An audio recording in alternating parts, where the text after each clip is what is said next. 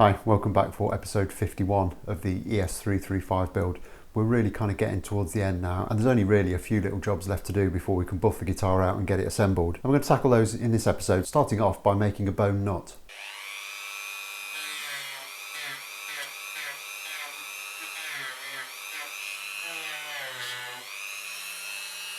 Okay, so the first step in making this nut is to have some material to actually make it out of. And for that I've been saving these couple of bits of bone that were actually sent to me by long-term viewer PG, who lives out in the Greek islands somewhere, and he actually collected these two bits from the slopes of Mount Olympus. And I'm just hoping that the Greek gods will help bestow a little bit more mojo onto this guitar by using this for the nut. So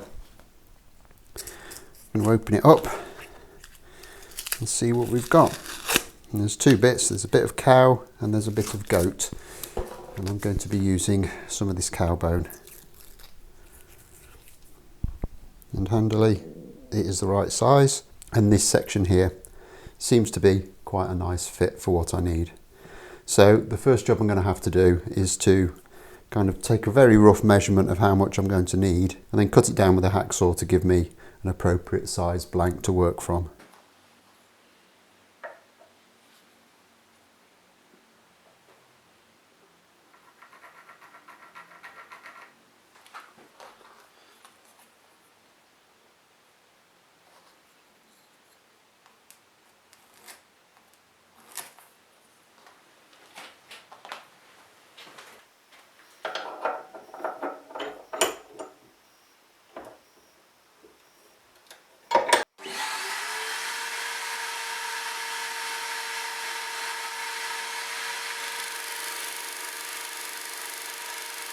Okay, so I'm just going to be cutting this with a normal hacksaw.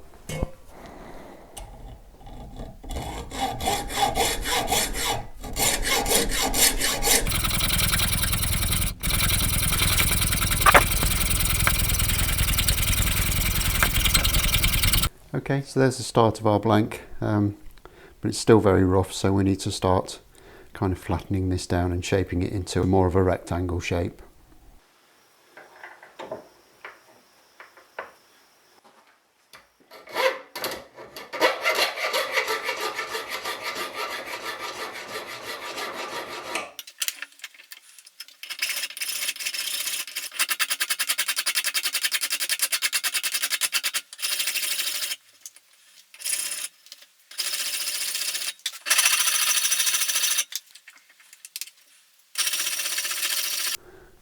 Okay, so that's the initial very rough shaping done, and we're kind of a little bit oversized still, so we've almost got this end fitting in, but this end is still a little bit fat, so we need to kind of start working that down a little bit.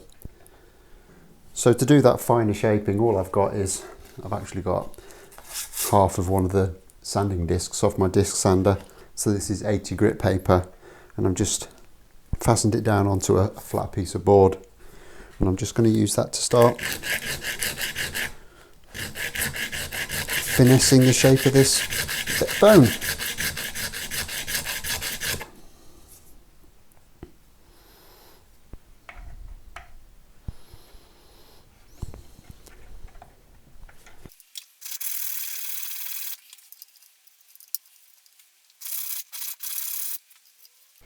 And slowly but surely we'll just work that down until it's a nice snug fit in the gap. We're not actually far off, still a little bit on the tight side.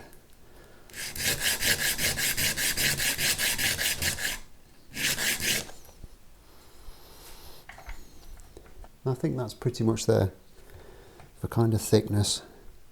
What I'm probably going to do, because this is quite fat at the top, is that I'll chamfer this back so it's a little bit thinner on the top, maybe only a mil or so, but I'll do that once I've got this fitting a lot better. Okay, so now we've got this bit of bone kind of dimensioned where we need it. It's time to kind of trim it down to more like its final size. So I'm just going to make sure it's positioned so I've got good material to work with.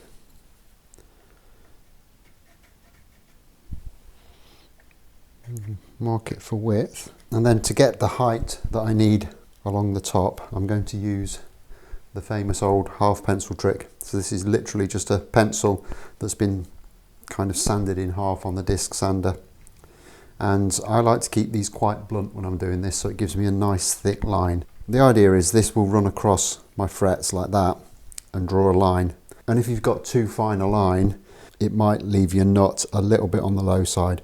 So I always make the line really nice and fat.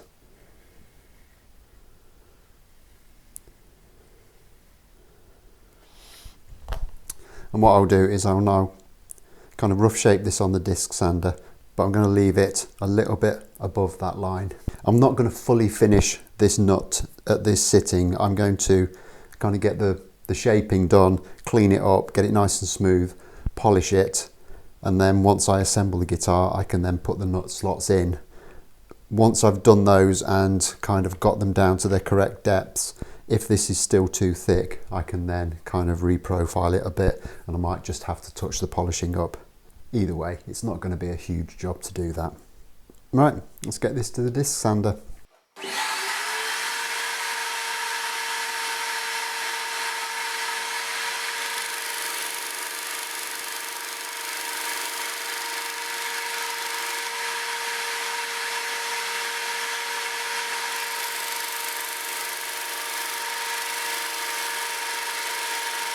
So now I need to shape the top profile of this. I've tilted the table on the sander back about 10 degrees just to kind of chamfer this away on the back edge.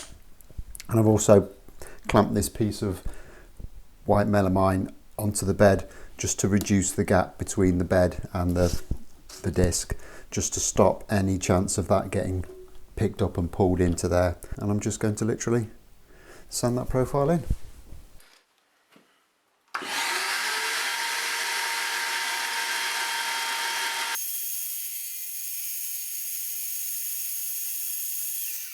That's pretty much fitted up now. There's a tiny little bit of excess on the sides, but we'll get that as we finesse this down. So now what I want to do is just mark up, because that is looking extremely chunky. I don't really want it to look that chunky. So what I'm going to do is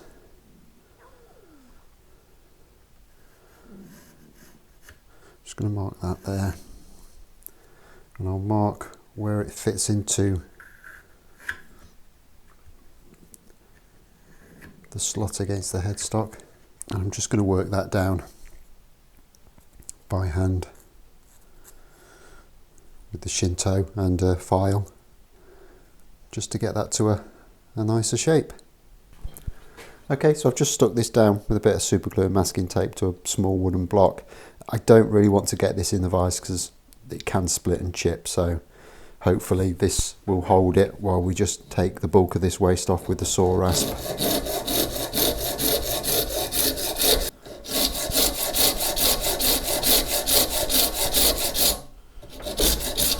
A good way to do this is to go in at quite a sharp angle until you come down kind of pretty much to your line, and then just flatten out until the chamfer comes back to the line at the back,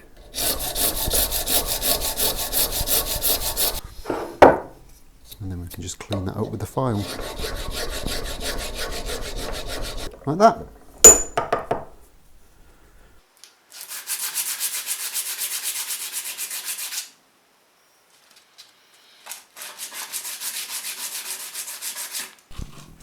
Okay, so that's got it to quite a nice shape now. So next up is to just flip this board over, and I've got a series of kind of finer sanding pads, and we'll just start working our way through them and finesse this up.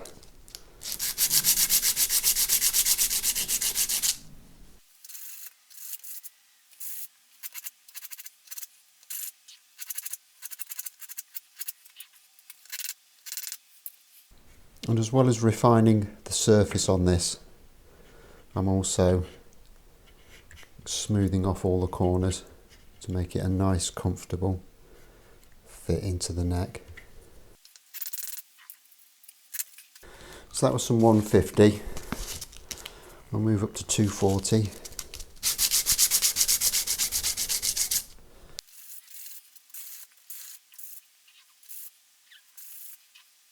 That's feeling nice now. And I've got some 320 here.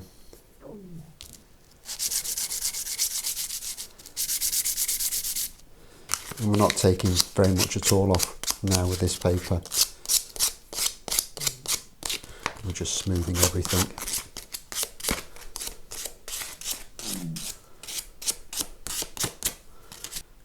And that feels absolutely lovely now. Now we could leave it at that, and that would make a nice nut, but I just want to go one stage further, and I'm just going to break out the Dremel with a bit of polishing compound and kind of give this a little bit of a shine. So I've just got the Dremel with a clean buffing pad on, and this is actually a compound I use when I'm stropping my chisels and stuff, but it works just as well as anything else for this job. I'm just going to load this up a little bit. Now you have to be a little bit careful with bone, because if you get it too hot it will burn, and not only does that stink, it will also kind of leave a mark that you can't really get off very easily. And it would be a real shame to get to this point and mess it up.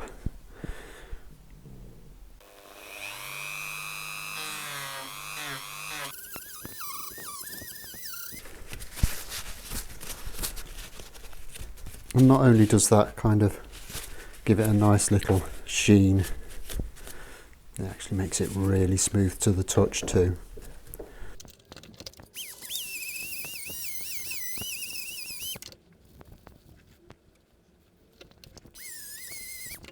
I've given the top a quick polish. As I said earlier, I might have to actually end up reprofiling this once I cut the nut slots in, but it's done now. You never know. Right, let's get this back to the guitar and see how it looks. Okay, so there's the nut in position. I think that looks really, really nice. Dead happy with it. And I don't know how well you can see that, but it's actually quite nice and shiny too. And all the corners just feel really nice to the touch. And it's really important, because when you're playing up this end of the neck, you will come into contact with the nut. And if there's any sharpness there, it just absolutely ruins the feel of the guitar. But it's one of those little jobs that makes a huge difference to the playability of the guitar if you get it right.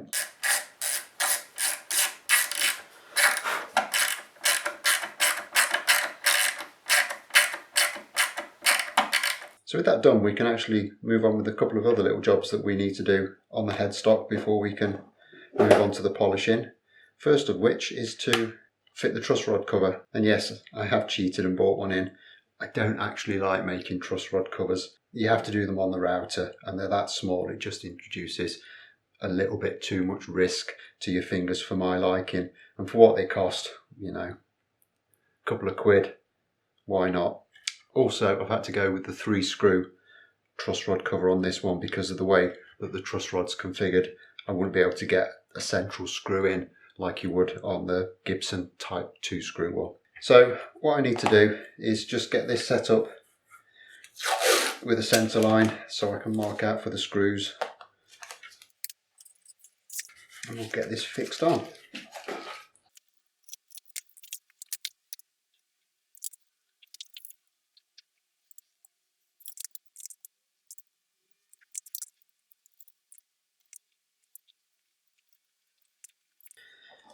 Okay, so I've just set this up. I've used a small transfer punch just to put a mark there. I've got 1.5mm drill bit with the tape flag on so we don't drill through, because that would be a ridiculous thing to do at this stage. And I'm just going to very gently drill out.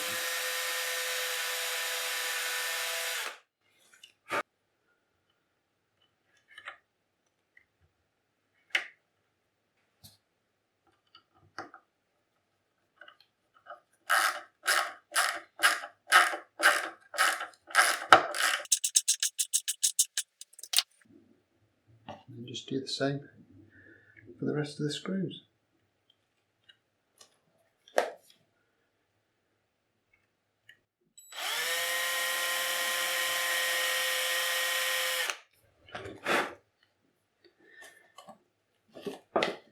You have to be quite careful with this because the ebony is fairly hard and stops the drill going in.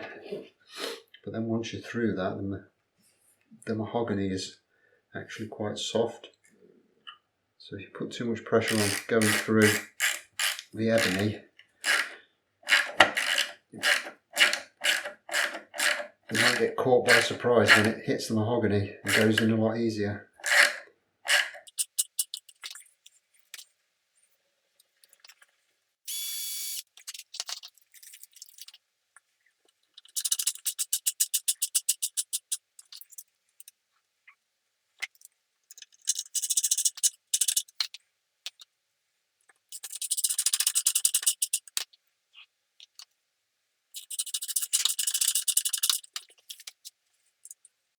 And I think that all looks really nice now.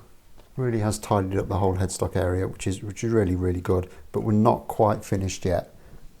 And I think I'm going to have a very difficult time filming this, but there is a little bit of work we need to do on the headstock around some of these inlays, because regardless of how much filling I did, there were a couple of little voids and the lacquer has just sunk into those, which means there's definite low spots which will really show themselves when I polish this up. So I'm going to just drop fill these little sections.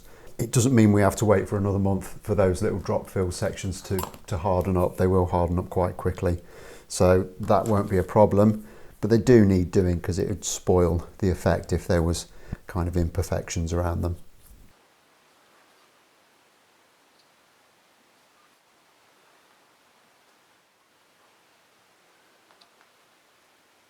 And to do this drop filling, all I'm going to do is take some of the unthinned clear lacquer we used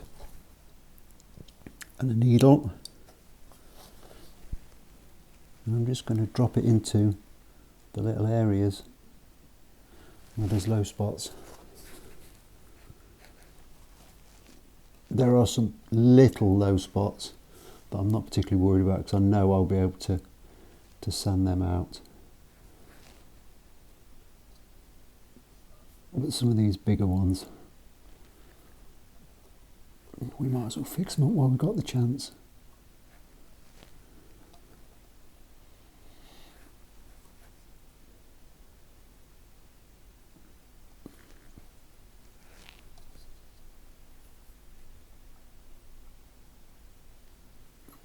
Okay, and you can probably just see there the little bits of lacquer we've drop filled.